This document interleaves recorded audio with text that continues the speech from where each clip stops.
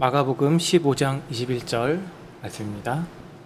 마침 알렉산더와 루포의 아버지인 구레네 사람 시몬이 시골로부터 와서 지나가는데 그들이 그를 억지로 같이 가게 하여 예수의 십자가를 지우고. 아멘. 오늘 말씀은 억지 십자가의 역설이란 제목으로 한 절 말씀 같이 은혜를 나눌 수 있기를 바랍니다. 우리 어린 아이들 다윤이, 하윤이, 지윤이가 함께 와서 예배에 참여하고 있는데 함께 찬양하는 소리, 찬송하는 소리가 정말 하나님께 귀하게 들리는 것 같습니다. 우리 온 마음 다해서 하나님 말씀에 함께 할 수 있기를 바랍니다. 네, 우리나라 속담 중에 평안감사도 저시르면 그만이다라는 그런 속담이 있습니다.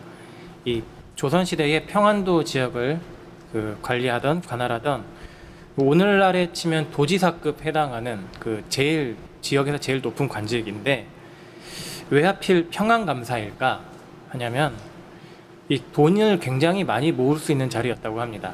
여러 가지 추측이 있긴 한데 일단 이 평안도 지역에는 부유한 상인들이 많이 생겨나서 자신들의 상업활동을 위해 관리들하고 로비를 한다고 하죠. 결탁을 하고 돈을 주고 좀 자신들의 편의를 보는 그런 일 때문에 돈이 들어오기도 하고, 또 이제 그런 상인들에게서 돈을 수탈하기도 하고, 이래저래 평안감사 자리는 굳이 정승이 되지 않아도 아주 많은 재물을 모을 수 있는 좋은 자리였다고 합니다. 근데 이런 평안감사도 자기가 싫으면 억지로 시킬 수 없다는 거죠. 무슨 일이든 마찬가지인 것 같습니다. 억지로 뭐든지 처음에는 어느 정도는 시킬 수는 있겠지만 그거를 계속 유지시킬 수는 없죠. 특별히 하나님의 일은 정말 억지로 전혀 절대 할 수 없는 일. 교회에서 요즘 흔히 말하는 열정페이 이런 것으로 대형교회 같은 경우는 무슨 행사 있으면 청년들 동원하고 대학생들 동원하고 학생들 동원한다고 하지만 사실 그런 것들이 자발적으로 일어나지 않는다면 얼만큼 덕이 되고 영적인 유익이 될 것인가. 근데 그런 데서 이제 오히려 청년들이 교회를 등지게 되는 일도 있지 않는가, 그렇게 생각해 보게 됩니다. 그런 일들이 하나님의 나라, 하나님의 일들 억지로 시키는 것들이 합당하지 않은 이유는 이 억지로 하는 것이 사실 세상이 폭압, 폭력, 강제로 세상적인 방식인 것이고, 교회는 그런 세상의 원리와 정반대로 움직이는 곳이기 때문입니다. 근데 오늘 말씀에 보면 이렇게 억지로 시키는 일이 나옵니다. 예수님께서 십자가 달리러 가시는 길에 일어났던 사건입니다. 예수님은 겟세마네 동산에서 잡히시고, 처음에는 제사장 가야바의 앞마당에서 불법 재판을 받으셨고, 새벽에 빌라도의 법정에서 십자가형을 언도받으셨습니다. 그리고 그 판결에 대해서 처음에 예수님이 당하신 일은 채찍을 맞으시는 것이었습니다. 이 채찍이 우리가 그냥 가죽으로만 된 게 아니라 가죽으로 만든 끝에 그리고 가닥이 한 39개 정도, 그거는 채찍 휘두른 사람이 마음대로 조절할 수 있다고 합니다. 그 끝에 뼈나 금속을 달아 놓았다고 합니다. 그래서 이 채찍이 아주 무서운 무기인 게 숙련자가 다루면 무서운 고문 도구가 된다고 합니다.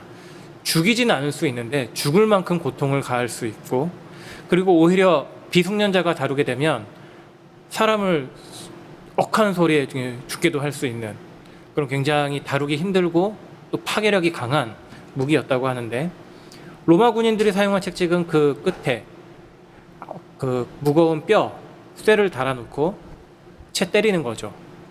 인정사정 없이 때리면 그 뼈나 쇠 조각이 살을 파고들고 찢어내기고 아주 몰골을 엉망으로 만들어 놓았던 것입니다. 로마 군인들이 이렇게 예수님을 채찍질했습니다. 그리고 나서 로마 군인들이 한 일은 예수님을 희롱합니다. 앞부분에 17절에서 보면 자색 옷, 보라색 옷을 입혔다고 하는데, 이 자색 옷은 왕이나 귀족, 아주 고위 귀족에게만 허락된 특별한 색입니다. 루디아가 이 자색 옷감을 만든 일을 했는데 아마 굉장히 부자였을 것입니다. 아주 특별한 사람들에게만 공급되는 옷감이었기 때문에. 그렇게 왕으로서 유대인이 왕이여 하면서 희롱을 하고, 누가 널 때렸는지 맞춰봐라, 선지자 노릇을 하라고 희롱을 합니다. 그리고 나서 예수님의 원래 옷을 입히고, 그리고 나서 십자가의 못박으로 끌고 나갑니다. 이 끌고 갈 때에 예수님이 지신 십자가, 우리는 보통 완전한 형태의 십자가를 생각하지만 실제로는 그 높이 세워지는 긴 기둥은 십자가형을 받는 곳에 따로 있고, 죄수가 이제 십자가형을 받는 죄수가 끌고 가는 거는 그 가로로 되어 있는 팔이 못 박힐 그 부분을 들고 갔다고 합니다. 하지만 그것만으로도 무게가 엄청나죠. 거기다 예수님 아주 무자비하게 채찍질을 당하신 뒤이기 때문에 걷기도 굉장히 힘드셨을 것입니다. 그리고 그런 상황에서 오늘 말씀에서 살펴본 사건이 일어납니다. 그 길에, 예수님이 십자가 지고 가시던 그 길에 시몬이라는 사람, 구레네에서 온 시몬이라는 사람이 그의 두 아들과 그 길을 지나가고 있었습니다. 이 구레네가 지금 북아프리카 해변에 있던 지역이었고, 이 유월절 명절이기 때문에 왔던 것인가 생각이 듭니다. 이 로마 군인들이 가지고 있던 한 가지 특권은 그들이 점령했던 지역, 특별히 유대인들을 자기가 마음대로 끌어다가 사용할 수 있다고 합니다. 징발한다고 하죠. 우리가 이제 전쟁이 나면 군인들이 필요한 물자, 사람, 자동차 이런 거 마음대로 끌어다 사용할 수 있습니다. 그게 전쟁 때의 특별한 법입니다. 이 로마 군인들은 유대인들에게 공권력을 마음대로 휘두를 수 있는 권한이 있었습니다. 그래서 사람도 마음대로 끌어다 쓰고 일을 시키는 거죠. 그런 식으로 로마 군인이 이 시몬을 징발했습니다. 예수님이 지고 가야 할 십자가를 대신 지고 가게 하려는 것입니다. 시몬의 입장이 되어 봅니다. 그렇게 너 일로 와 해가지고 너 십자가 들어, 그랬을 때에 겉들어야 내색 안 하고 들긴 했겠지만, 왜 하필 내가 이 십자가형을 받는 죄수가 있는 곳으로 오게 되었을까? 왜 나는 이쪽으로 길을 들어서 로마 병정에게 잡혔을까? 다른 사람, 다른 남자도 많은데 왜 하필 나일까? 도대체 이 예수라고 하는 사람은 무슨 죄를 지었길래 십자가형을 받는 것일까? 내가 왜 일면식도 없는 이 사람 위해서 십자가 대신 져야 하는 것일까? 이런 생각들, 불평, 불만, 그리고 분노, 이런 것들이 아마 충분히 솟아올랐을 것 같습니다. 얼마나 같이 갔는지는 모르지만 아마 십자가 처형이 이루어지는 골고다 언덕까지 그렇게 같이 끌려가지 않았을까 싶습니다. 이렇게 시몬이 억지로 예수님의 십자가를 대신 지고 가는데, 이 억지로라는 표현이 성경에 딱 3번 나옵니다. 오늘 읽은 마가복음 15장 21절에 한번 나오고, 그중 나머지 2번이 이제 2번 다 마태복음에서 하나가 이제 똑같은 본문, 예수님 십자가 지고 가실 때에 나오고, 나머지 하나가 예수님이 산상수훈에서 말씀하시는 교훈에 나옵니다. 그 부분이 마태복음 5장 41절인데 이 부분 읽어드리겠습니다. 또 누구든지 너를 억지로 오리를 가게 하거든 그 사람과 심리를 동행하고. 억지로 길을 같이 가게 하는 거 사실 굉장히 불쾌하죠. 나의 목적지가 있고 나의 시간이 있고 나의 계획이 있는데 그것을 다 이제 망가뜨리는 일입니다. 아마도 예수님의 이 말씀은 이 로마 군인이 했었던 그런 일이 배경이었던 것 같습니다. 군인들이 짐이 있을 거고, 가다가 짐이 힘드니까 유대인 하나 불러다가 일로 와봐라, 내 짐 지고 따라와라. 그래서 오리 얼마나 되나요? 한 2km 정도 되죠. 그 길을 가게 하거든. 그러면 너는 심리를 같이 가져라. 폭력이죠. 억지로 짐을 지우고 길을 가게 하는 것은 세상이 가하는 폭력입니다. 그런데 그런 악에 대해서 심리까지 가라, 같이 가져라, 더 해줘라. 세상과 전혀 다른 방식으로 반응하라는 겁니다. 오리까지 딱 같이 가고 돌아서도 정당합니다. 하지만 더 해라. 왜냐하면 예수님의 이 말씀은 제자들에게 주신 것이고, 제자들은 그 예수님의 뜻을 따라 사는 자들이기 때문입니다. 이러한 예수님의 원리에 대해서 사도 바울도 로마서 12장 21절에서 동일한 말씀을 아주 분명하게 권면합니다. 악에게 지지 말고 선으로 악을 이기라. 선이라. 악에 대해서 선을 행하라. 세상은 사실 모든 행하는 것이 악입니다. 착한 일을 하기도 하지만 많은 경우에는 사람들은 자기의 이익을 쫓지요. 다른 사람을 이용합니다. 어떻게 해서든지 나의 수고는 적게 하고 나는 더 적게 일하고 덜 힘들고 다른 사람이 힘들게 만들어서 이익을 더 얻으려고 합니다. 서로에게 악을 행하고 그것이 세상의 원리가 되는데, 그리스도인들이 그 세상 속에 사는 것입니다. 예수님 믿는다고 예수님 믿으시는군요, 그러면 우리가 잘 대해드리겠습니다, 이런 일 전혀 일어나지 않습니다. 흔히 요즘 사람들 하는 말로 호구 잡는다고 하죠. 정말 완전히 얕보는 것, 그런 일들을 경험하는 것이 오히려 그리스도인들이라면 당하게 되는 일입니다. 예수님이 사랑 말씀하시지 않았냐? 이거 들이대면 사실 그리스도인들은 좀 할 말이 없어지죠. 그리스도를 따른다가면서 어떻게 우리랑 똑같은 방식으로 너희가 대할 수 있냐? 왜 화를 내냐? 예수님은 사랑하라고 했잖아. 그리고 너희가 세상하고 똑같이 행한다면 너희가 세상과 다를 바가 무엇이냐? 이렇게 공격을 할 수 있겠습니다. 사실 예수 믿는 사람도 제자들도 다 사람이기 때문에 몸이 힘든 거 싫습니다. 맛있는 거 먹고 싶고 좋은 곳 다니고 싶고 그리고 부당한 대우를 받으면 안갚음하고 싶은 게 당연한 마음입니다. 하나님께서 말씀하신 게 있죠. 눈에는 눈으로 이에는 이로. 그런데 왜 나는 예수 믿는다는 이유 하나 때문에 이 부당한 폭력을 간수해야 합니까? 억울한 일에 대해서 왜 참아야 합니까? 왜 하나님 나는 이 악에 대해서 부당한 억지 일에 대해서 선으로 대답해줘야 되는 것입니까? 생각해보면 이유는 아주 명쾌하고 단순할 수 있겠습니다. 우리가 믿고 따르는 분 예수 그리스도께서 이 세상의 부당한 악을 그분 자신이 고스란히 받으시고 그것을 감당하고 참으셨기 때문입니다. 세상의 악을 친히 담당하신 것, 그것이 십자가입니다. 가야바의 재판은 불법이었죠. 율법상 불법이었고 빌라도의 판결은 비겁한 것이었습니다. 채찍질하고 희롱하는 군인들은 광기에 젖어 있었습니다. 동포 유대인들은 예수님을 귀신 들린 자, 저주받은 자라고 배척했습니다. 그런 세상의 모든 불의와 폭력을 예수님은 친히 받으신 겁니다. 이러한 예수님의 모습에 관해서 이사야 53장 7절은 미리 이렇게 예언을 했습니다. 그가 곤욕을 당하여 괴로울 때에도 그의 입을 열지 아니하였으며 마치 도소장으로 끌려가는 어린 양과 털 깎는 자 앞에서 잠잠한 양같이 그의 입을 열지 아니하였도다. 잠잠하였고 아주 철저하게 자기 자신을 부인하셨습니다. 입을 열지 아니하였다. 항의하지 않으셨습니다. 예수님께서 십자가에서 죽으신 것, 이 어린 양으로 죽으신 것인데 왜 예수님은 이렇게 침묵으로 어린 양으로 죽으셔야 했는가? 이사야 53장 5절 앞부분에서 그 이유를 이렇게 말씀합니다. 그가 찔림은 우리의 허물 때문이요. 우리가 하나님 앞에 잘못된 것이 있어서 예수님이 찔리셨다. 그가 상함은 우리의 죄악 때문이라. 우리가 하나님 앞에 짓고 배역한 것이 예수님을 상하게 한 것이다. 오히려 그가 예수님이 징계를 받음으로 우리는 평화를 누리고 그가 채찍에 맞음으로 몸이 찢겨져 나감으로 우리는 나음을 받았도다. 예수님의 십자가, 세상의 모든 악을 직접 감당하신, 나의 죄악에 만들어내는 그 악을 감당하신 십자가는 다른 데서 오는 게 아니라 나 때문인 것입니다.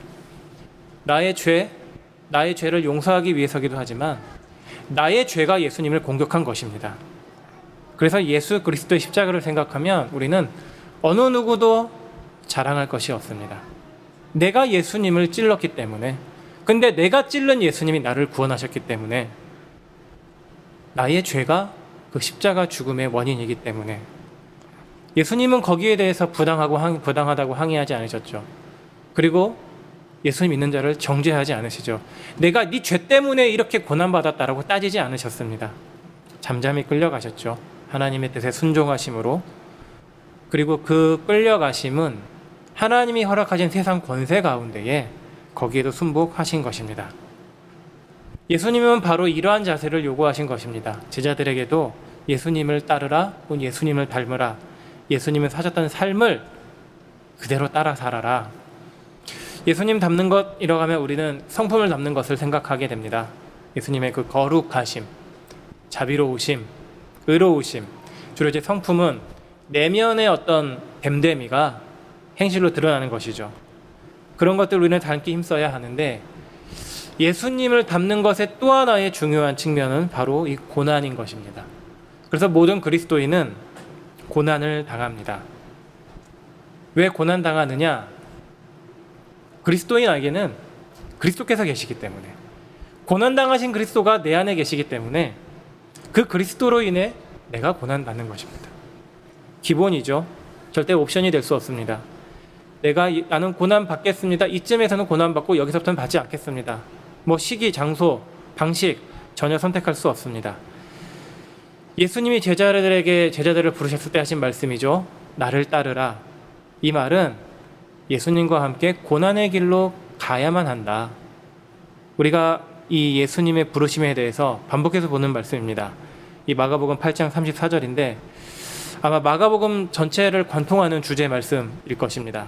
이 말씀 우리가 같이 읽겠습니다. 읽습니다. 시작. 무리와 제자들을 불러 이르시되 누구든지 나를 따라오려거든 자기를 부인하고 자기 십자가를 지고 나를 따를 것이니라. 누구든지 따라오려거든. 예수님의 초청은 사실 제한은 없습니다. 하지만 그 초청을 받은 자들에게는 요구되는 것이 있죠. 너를 부인해야 된다. 고난이 닥치면 우리는 사실 두 가지 반응으로 나뉠 수밖에 없습니다. 고난을 감수하고 극복하려 하든지 그 고난에서 회피하고 도망치려 하든지 사실 둘 중 하나밖에 없습니다. 고난을 감수한다는 것은 내가 예수님의 말씀대로 자기를 부인하는 것, 그것이죠.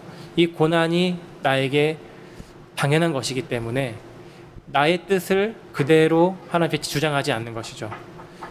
하지만 고난을 회피하는 것은 반대이죠. 내 생각, 내 마음, 내 삶, 내 육신을 어떻게든 지켜보려는 몸부림입니다. 그래서 사실 그렇게 고난을 회피하려는 몸부림은, 예수 이름 때문에 오는 고난을 회피하려는 몸부림은 나는 예수님을 따르지 않습니다라는 의미가 슬프게도 그렇게 되는 것입니다. 그래서 우리는 예수 믿는 것의 의미를 하나님이 주시는 복과 함께 반드시 고난과도 연부시켜서 생각해야만 합니다. 사도 바울은 자신의 고백을 이렇게 빌립보서 1장 29절에서 말합니다. 그리스도를 위하여 너희에게 은혜를 주신 것은 다만 그를 믿을 뿐 아니라, 하나님이 은혜를 주신 것은 예수 그리스도를 구주로 믿고 고백하는 것뿐만 아니라 예수 그리스도 그를 위하여 고난도 받게 하려 하심이라. 믿음을 위한 은혜, 믿게 하시는 은혜는 고난에 부르시는 은혜입니다. 이렇게 은혜를 베푸시는 목적에 고난이 있다는 것, 참 아이러니하지요. 그런데 언제나 기억할 것은 고난 자체가 최종적인 목적이 아니라는 것입니다. 눈앞에 고난이 닥치면 우리는 참 시야가 많이 좁아집니다. 이 고난 어떻게 극복할까? 물론 하나님의 약속을 생각하고 말씀을 떠올리지만 너무 극심하면 진이 빠지고 용기가 사라지고 낙심하죠. 차라리 그 욥의 아내가 했던 것처럼 하나님을 저주하고 죽으라는 그 말이 달콤하게 들리기도 합니다. 하지만 기억해야 될 것은 언제나 고난에 대해서 하나님은 하나님의 선하신 계획을 가지고 일하신다는 것입니다. 그것이 데살로니가 후서 1장 5절에 이렇게 말씀합니다. 이는 하나님의 공의로운 심판의 표요 너희로 하여금 하나님의 나라에 합당한 자로 여김을 받게 하려 함이니 그 나라를 위하여 너희가 또한 고난을 받느니라. 하나님 나라에 합당한 자라는 표 인증을 하나님이 치시는 것. 그래서 내가 예수 그리스도를 믿고 그분을 따라 살려고 하니까 나는 정말 예수님 믿는 것 때문에 너무 힘들 때가 많은데, 부당한 것을 겪을 때도 많은데, 괴로운데 나를 하나님 나라에 합당한 자로 인정하고 계시는구나. 요한 웨슬리가 그렇게 했다고 하죠. 복음을 전하고 다니면서 늘 돌을 맞고 공격을 당했는데 어느 날 갑자기 생각해보니 돌이 날아오지 않더라. 그래서 하나님 무릎 꿇고, 하나님 혹시 제가 무슨 잘못한 것이 있습니까? 회개 기도를 드리려 했더니 바로 어디선가 돌이 날아오길래 하나님 감사합니다. 얘가 여전히 하나님의 뜻에 머물러 있군요. 그런 겁니다. 예수 그리스도를 위한 고난은 그냥 하나님 나를 연단하시는 것, 예수님 닮게 하는 것, 그리고 그것을 통해 하나님 나라에 합당한 자라고 친히 인정해 주시는 그것입니다. 이 고난을 통해서 비로소 우리가 깨닫고 보게 되는 것이 있습니다. 예수님이 십자가를 지고 당하셨을 때 그분이 심정이 어떠했겠는가, 그 육신의 어려움이 어떠했겠는가, 조금 더 예수님을 이해할 수 있는 것이죠. 고난을 잠잠히 묵묵히 감당하신 예수님의 마음 조금 더 깨닫게 됩니다. 왜 예수님 나를 위해 그 고난을 당하셨나요? 내가 받는 이 고난은 예수님의 고난에 만분의 1도 비할 수 없을 텐데 예수님은 얼마나 나를 위해 그 극심한 고통 가운데 괴로워하셨나요? 그리고 고백하죠. 내가 이 고난을 통해 비로소 주님을 닮고 알아갈 수 있게 됩니다. 왜 이렇게 하나님은 고난으로 우리 주님을 생각하게 하시는가? 그만큼 우리 마음이 하나님 앞에 완악하고 굳어있기 때문이겠습니다. 너무 굳어져 있어서 늘 죄 때문에 돌처럼 굳어져서 하나님의 그 망치질과 같은 손길이 아니면 깨지지 않는 것이죠. 석고처럼 너무 단단히 돌처럼 굳어버린 마음을 하나님은 고난을 통해 두드리고 깨트리시는데, 그 속에 비로소 우리 가운데 하나님 주신 순한 살과 같은 마음이 드러납니다. 아, 하나님, 내가 고난받고서 비로소 이제 깨닫습니다. 아, 내 안에 하나님을 찾는 마음이 여전히 있군요. 내가 하나님 등지고 살았던 것 같은데, 아, 저는 그렇게 할 수 없는 사람이군요. 내가 예수님 닮고 싶은 바람을 여전히 가지고 있었습니다, 주님. 이 하나님은 고난을 통해 연단을 하시는 동시에 우리 마음에 있는 선한 욕구를 그렇게 끄집어내십니다. 그것을 우리 안에도 깨닫게 하십니다. 그렇게 하나님이 두드리고 깨뜨리셔서 순한 마음, 살과 같은 마음으로 만드시는, 담게 하시는 예수님의 성품이 바로 온유함입니다. 우리는 온유함을 흔히 부드럽고 친절한 모습으로 이해하는데, 이 온유함이야말로 정말 고난을 통해 형성되는 성품입니다. 온유에 대해서는 우리가 대표적으로 모세를 성경이 말씀합니다. 이 모세의 온유함에 대해서 민수기 12장 3절에서 하나님은 친히 이렇게 인정하십니다. 이 사람 모세는 온유함이 지면의 모든 사람보다 더하더라. 땅 위에 살고 있는 모든 사람들의 온유함보다 모세의 온유함, 이때는 예수님이 아직 오시기 전이기 때문에 모세가 가장 온유했다는 것이죠. 하나님께서 보시기에. 모세의 삶은 그리스도를 믿는 삶의 본입니다. 히브리서 11장 25절과 26절은 모세의 삶의 의미에 관해서 우리에게 이렇게 요약해서 말씀합니다. 도리어 하나님의 백성과 함께 고난받기를 잠시 죄악의 낙을 누리는 것보다 더 좋아하고 그리스도를 위하여 받는 수모를 애굽의 모든 보화보다 더 큰 재물로 여겼으니 이는 상 주심을 바라봄이라. 하나님의 백성과 함께 고난받았습니다. 모세는 이스라엘의 출애굽 이후에 그들과 함께 하면서 정말 계속 고난 가운데 광야를 지나갑니다. 그것을 그리스도를 위해 받는 수모라고 말씀을 합니다. 광야에서 광야 나오자마자 바로 이제 애굽 군대가 쫓아오죠.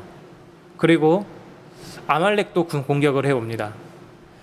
근데 무엇보다 모세가 가장 고난을 겪었던 대상은 이스라엘 백성들 자신입니다. 출애굽하고서 시내산 가서 하나님의 언약을 체결했는데 그 즉시로 금송아지 만들고 이것이 우리를 인도해낸 신이다 라고 아주 가증스러운 짓을 했습니다. 수시로 이스라엘 백성들 우리 마실 것 없다, 먹을 것 없다, 모세한테 항의하고 돌아가자, 애굽이 더 낫다. 어때서 모세가 우리를 인도할 수 있겠느냐? 반역하죠. 고라 자손이 반역했죠. 가나안 땅 정탐꾼들이 아주 악평을 했습니다. 이스라엘 그 광야 여정 40년 동안 모세가 사실 겪은 거라고는 고난, 괴로움, 고통뿐이었습니다. 그런데 이제 모세의 입장에서 조금 생각을 해보면 모세가 처음에는 이스라엘을 구원하겠다고 본인이 먼저 주먹을 휘둘렀지만 광야로 쫓겨났고, 그 이후에 하나님께서 이스라엘을 구원하는 자리로 하나님이 등을 떠미신 것이죠. 저 멀리 불타는데 타지 않는 떨기나무가 있어서 갔더니 하나님이 너는 가서 이스라엘을 구원해내라. 하나님 저 못합니다. 내가 너와 함께 할 테니 너는 가서 하라. 그렇게 해서 모세는 한 겁니다. 자원이 아니었죠. 어찌 보면은 모세에게는 이 이스라엘 구원은 처음에 억지로 맡겨진 짐과도 같은 것입니다. 하지만 그 모든 과정에서 하나님은 모세를 그리스도 닮는 길로 인도해 가셨습니다. 그리고 모세 또한 순순히 그 광야길을 따라갔습니다. 이것이 온유함입니다. 하나님 뜻에 자신을 계속 내어 맡기고 완전히 죽어져서 이끌려가는 삶. 예수님께서 십자가에서 보이신 삶이죠. 자기 자신의 의지 없이 오직 하나님의 뜻이 세상의 악을 통해 이루어지는 데에 자신을 그대로 내어 맡기신 것, 그리고 제자들에게 요구하시는 것입니다. 예수 그리스도를 따르는 자에게 고난을 허락하시는 것은 이 온유함을 만들어 가시는 것입니다. 그래서 온유한 자로서 하나님 나라에 합당한 자라고 인정하시는 것입니다. 이 고난은 선별하시는 게 아닙니다. 너는 고난 통과했으니 하나님 나라 오케이. 너는 고난 실패했으니 너는 하나님 나라 못 들어가. 그런 건 아닙니다. 하나님 나라 약속하신 대로 다 주시고 들어오게 하시고 그 가는 과정마다 계속 빚어가시는 것이죠. 고난의 크기, 고난의 정도, 고난의 방식, 사람마다 다 다릅니다. 삶의 양식이 다르고 그 사람의 인생 여정이 다르고 고난은 어떤 모양이든지 다 주어지지만 그것을 통해 만드시는 결과는 다 동일한 것이죠. 예수님의 온유한 성품을 담고 하나님 나라에 합당한 자라고 인정하시고 결국 하나님의 영광을 드러내는 삶으로 가게 하시는 것. 예수님의 최종 목표를 우리는 늘 기억해야 됩니다. 십자가가 예수님의 최종 목표가 아니었습니다. 십자가 뒤에는 부활이 있고 부활 다음에는 승천이 있고 승천하셔서 하나님 오른편에 다스리시며 그리고 이제 하나님의 때에 심판주로 오셔서 영광을 받으시는 것. 하나님 나라의 기쁨이 그 십자가 너머에 있는 하나님의 기쁨 영광이 예수님의 목표였고 하나님은 고난을 통해서도 이것을 우리에게 동일하게 주시고자 하십니다. 그래서 하나님은 반드시 신자의 고난에 대해서 약속을 하신 것이 있습니다. 너의 고난은 고난이 끝이 아니다. 영광이 있다. 로마서 8장 17절, 18절 잘 아시는 말씀입니다. 이 고난에 대한 약속을 우리에게 분명히 선언합니다. 자녀이면 또한 상속자 곧 하나님의 상속자요 그리스도와 함께한 상속자니 우리가 그와 함께 영광을 받기 위하여 고난도 함께 받아야 할 것이니라. 생각하건대 현재의 고난은 장차 우리에게 나타날 영광과 비교할 수 없도다. 예수 그리스도를 믿는 자는 자녀로 부르시죠. 자녀에게는 상속이 권한이 주어집니다. 그 상속받는 것은 하나님 나라인데 그 상속을 위해 고난을 주시도 그 고난을 영광으로 바꾸신다. 내가 예수 이름 때문에 내가 세상과 타협하지 않기 때문에 세상 방식을 거스르기 때문에 내가 죄악의 욕구에 유혹에 맞서 싸우기 때문에 고난받는 것은 당신은 하나님의 상속자입니다. 당신은 하나님 나라를 소유하는 자입니다. 그것을 보이시고 약속을 그대로 이루시는 것입니다. 이런 약속에 관해서 우리가 성경을 통해서 위로를 얻게 하시고자 하나님은 작은 증거를 기록해 두셨습니다. 이 성경을 읽을 때 아마 스쳐 지나가듯이 읽으셨을 것입니다. 그렇지만 이 말씀 정말 영광스러운 증거입니다. 이전에 사무 예수님과 상관없던 가족이 예수 그리스도를 위해 교회를 섬기는 자로 부름받은 것이죠. 로마서 16장 13절 말씀입니다. 주 안에서 택하심을 입은 루포와 그의 어머니에게 문안하라. 그의 어머니는 내 어머니니라. 네, 오늘 본문 말씀에 나오죠. 알렉산더와 루포의 아버지 구레네 사람 시몬. 루포, 그 구레네 사람 시몬의 아들 루포. 그의 이름이 사도 바울의 이 로마서 편지 마지막에 거론됩니다. 그를 뭐라고 설명합니까? 주 안에서 택하심을 입은 자. 하나님께서 택하셨다. 처음부터 하나님의 마음은 이 루포 그리고 그의 가족에게 향하고 계셨습니다. 그 하나님의 택하심이 어느 자리에서 드러났느냐? 예수님의 십자가 자리. 그 자리 사실 전혀 예상하지 못했고 어찌 보면은 사람의 눈으로 보기에는 우연히 그 자리에 있었던 것 같은데 로마 군인에게 징발당해서 억지로 십자가를 지게 가게 됐는데 그 고난의 자리가 사실은 하나님께서 이 루포와 그의 가족을 하나님의 교회를 위한 일꾼으로 부르시는 그런 방식이었던 것이죠. 참 부당한 고난이죠. 아니 생면부지의 죄수, 그 극악무도한 죄수를 위해 십자가를 지는 건 어찌 보면 수치스러운 일일 수 있겠는데 그 사람의 아들이 시간이 지나 교회에게 문안하는 이름이 거론되는, 그리고 사도 바울은 그 루포의 어머니 이 시몬의 아내가 자기의 어머니다 라고 말하는 아주 극진히 모시는 그런 자리가 된 겁니다. 교회의 영광 가운데 있는 것입니다. 우리 말씀을 정리하겠습니다. 하나님의 일하심은 늘 우리의 생각과 계획을 뛰어넘지요. 이렇게 하실 것 같아 라고 했다가도 언제나 하나님은 전혀 다른 방식으로 하나님의 일을 이루십니다. 그 일하신 가운데에는 반드시 고난이 있다는 것. 그리고 하나님은 고난을 직접 주신다기보다 세상의 악을 사용해서 주십니다.